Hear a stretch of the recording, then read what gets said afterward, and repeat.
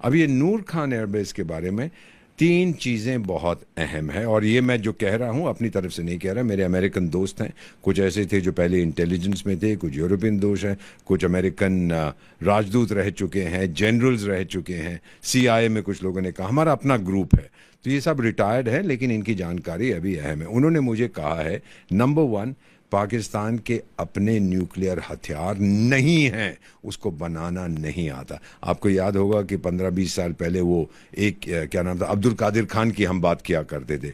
मुझे एक पाकिस्तानी रिटायर्ड राजदूत ने कहा, मुझसे कहा, एम्बेसडर, ये तो हीरा मंडी में नाचने वाला था, इसको कुछ नहीं आता था और एक व्यक्ति न्यूक्लियर बॉम्ब नहीं बना सकता।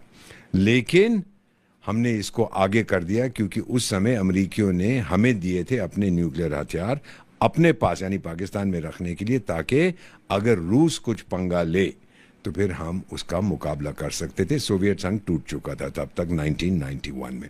तो ये पूरा एक उन्होंने ढकोंचा बना दिया था ये दुनिया को ब्लफ करने के लिए।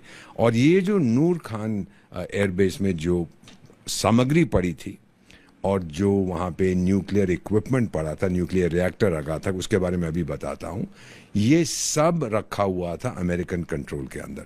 कुछ चाइनीज़ डिप्लोमेट्स भी हैं जो अपना देश छोड़ के चले गए हैं। पाकिस्तानी तो सारे भाग जाते हैं, राजदूत जितने होते हैं, जनरल होते हैं, वो अमेरिका में चले जाते हैं, यूरोप में चले जाते हैं। वो भारत की तरह नहीं है, हम सब अपनी जन्मभूमि में लौट के आते हैं। ये तो माँ है हमारी भारत।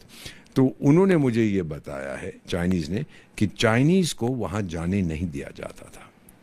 और एक दो बार ऐसा हुआ है कि जो चाइनीज़ विजिटर्स आए थे बाहर से, उन्होंने उनको ले गए थे, एक आधे जनरल को आंखों पे एक तरह से पट्टी बांध के, और अमेरिकन को भी ले गए थे, भाई ये देखिए आउट आउट आउट।